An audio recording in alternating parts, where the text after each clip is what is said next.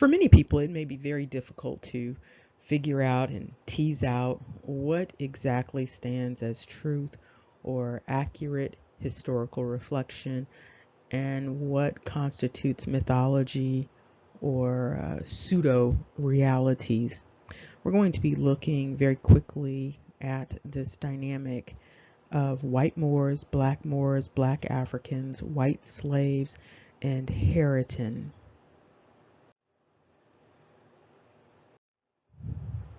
There are some historical revisions that are floating around that may, to some extent, be in response to other historical revisions in an attempt to, again, recoup that ancestral self-esteem. However, that's not the way that you recoup ancestral self-esteem. You don't make up other narratives to counter other made-up narratives.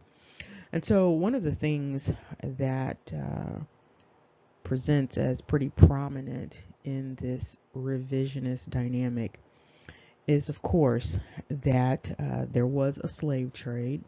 And these slave trades are all connected, by the way. So when you hear about the trans-Saharan slave trade, the Barbary Coast slave trade, the transatlantic slave trade, the Indian slave trade, whether you're talking about American Indians or Indians out east, these are all connected slave trades. And so there are some common denominators in terms of the people running these slavery endeavors.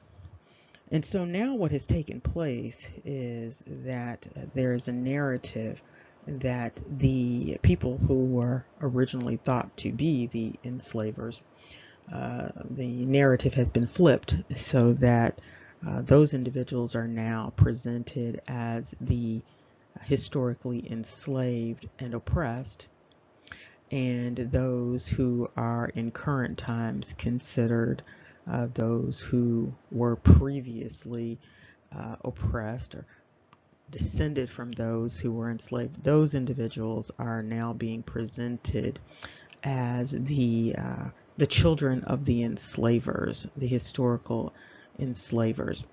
Now, there is some bit of truth to that. We're not going to get into that right now. But the narrative, the way it's being presented right now, is inaccurate. And it's being presented to confuse and confound. And so that's why individuals can't answer questions when asked very directly about these dynamics and can't present resources and references to support what it is that they are offering. Now you have these individuals, collectives in the West, rewriting history not only for the West, but also for what would be considered the East, the northwestern and northeastern portions of Africa. And so one of the things that happens to be taking place is that the individuals are calling upon people to play mind games with themselves. And so they are playing Jedi mind tricks. And so they tell you what reality is, even though you see something different right in front of your face. It's sort of like that song by Shaggy where he keeps saying, "It wasn't me." It's sort of like that joke about, are you going to believe what you are seeing with your lying eyes, or are you going to believe the person who is telling you the lie? Now, these are some depictions of individuals who are enslaved or who have been enslaved in northern Africa, also known as Mauritania. What's noteworthy about this enslavement dynamic that's going on in Mauritania that has not stopped for the most part. What's noteworthy is that you have individuals in the West claiming that this is their ancestry, that they are originally from this area, and that their ancestors were the runners of the Barbary Coast slave trade, and that individuals who were being enslaved in the Barbary Coast slave trade were all white or all light, and that they were the enslavers, their ancestors were the enslavers, and that they were all dark.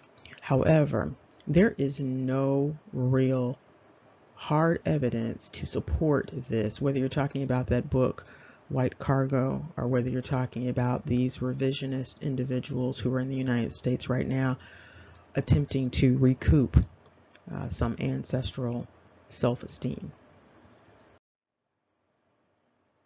We're going to look at some of the chessboard dynamics that are going on in Mauritania. This is a relatively recent article that addresses this epidemic of slavery in Mauritania and basically in North Africa. And it indicates that approximately 20% of the people are considered property in Mauritania. And so that constitutes a significant number of people. So you're talking about 1 out of every 5 individuals being characterized and treated as property, as enslaved individuals. And part of the story in this article involves an individual talking about the process of slavery and how he was afforded an enslaved individual as a gift when he was a child, coming of age, and how individuals who were enslaved were treated and thought of.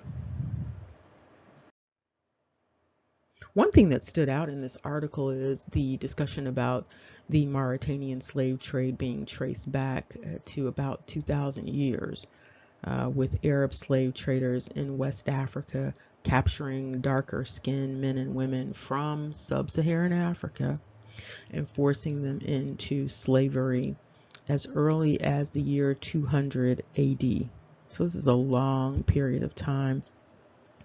This also accounts for some of the disappearance of people on that west coast of Africa and the replacement of them with people coming from the east and the north. What's also noteworthy about this article, and you might want to check this out too, is that Haiti is considered the second most enslaved country. Now, this is noteworthy because, of course, most people don't think about enslaved people in Haiti in the Americas. However, this is a prominent problem in Haiti. So there is additional information provided about this slavery dynamic in Mauritania, and Mauritania is known as slavery's last stronghold. So let's talk about this dynamic that is going on in Africa, in Mauritania, with respect to the group of people known as the Moors. Now, Moor is a very obscured identity, and it's intentionally obscured. So that has become very, very clear. That is something that is clear. And so the obscurity involves the spellings, who is identified as a Moor, whether you're talking about someone who's light or dark. Moor involves a variety of religions. Moor is identified as individuals on all of the continents. Moor is sometimes associated with the word Adam. Moor is sometimes associated with Anak, a Moor. Moor is sometimes associated with Scotland, Iberia, Ireland, Rome, so India, just all over the place. And so there's a lot of obscuring. And this is part of the reason why individuals are unable to clearly articulate what a Moor is, particularly those who are identifying themselves as Moors. I think in many instances they themselves are confused. However, that is not the way it's presented. So anyway, this individual on the screen is identified as a white Moor. Now, of course, in the United States, this individual would be considered a person of color. And so they would have a status as a person of color. They would have status as a person who had been oppressed. That would be the understanding. And so this is one of the reasons why when talking about reparations, it's really important to be clear that you're talking about a lineage class versus people of color. Because what you end up having is individuals can come from all over the world. They could have been descended from slave owning classes or slave owners themselves, but in the United States they would be recharacterized as individuals who are oppressed and in need of special privileges. And so here we're just going to cover this. It says that white Moors are light-skinned Berber people. They speak Arabic and have traditionally owned slaves. Most men wear light blue shirts. They have ornate designs on the chest. And white Moors are considered the power class in Mauritania and control more wealth than any other group. And according to this article, the black Moors are the darker skinned people who have historically been enslaved by the white Moors. They are identified as being originally from sub-Saharan Africa. And the black Moors, however, take on many aspects of Arab culture that would have been the Arab culture of their enslavers. Now, what's interesting about this is this distinction between black Africans and black Moors. And so you have the black Africans in this class of people. They are identified as Mauritania's other darker skinned people coming from several ethnic groups. Now, these groups are noted in Senegal, which shares Mauritania's border, one of Mauritania's borders. What's interesting is they are identified as looking similar to black Moors, but they were never enslaved. And so remember, the individuals who are identified as black Moors were enslaved, and the individuals who are identified as black Africans were not enslaved, and they look similar. So what's being suggested here is that these are totally different people. And they also have differences in terms of culture and language. And here we have an individual identified as Haritin or Haritine, and this word means freed slaves. And so this term is used to describe individuals who had previously been enslaved or who belong to the former slave class of black Moors. Regardless of the history of these individuals, these are the individuals who have been targeted for what would be considered race-based discrimination. So they are considered a race of people. Now, if you allow these historians, who are apparently popping up all over the place, to tell you the history of slavery across the globe, the narrative is that all of the individuals who are identified as white were historically all enslaved, and those individuals who are historically identified as black were essentially free and the enslavers. However, what you see going on in Mauritania in present time suggests that that narrative is a lie. Now, we can look at this and consider the possibility that those who are darker skinned were the original enslavers.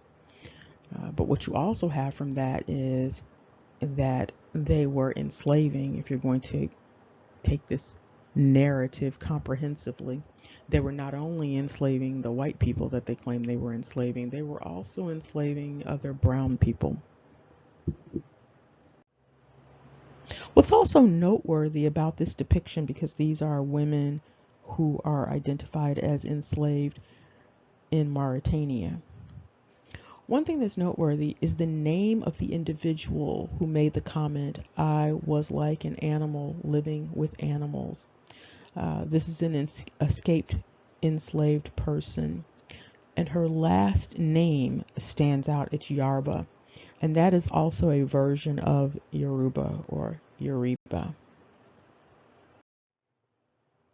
Now, when these individuals are rewriting history in the United States, What they are doing is basically erasing the history of individuals and replacing it with another narrative. So in essence, they are erasing these people, such as the individual that you see on the screen.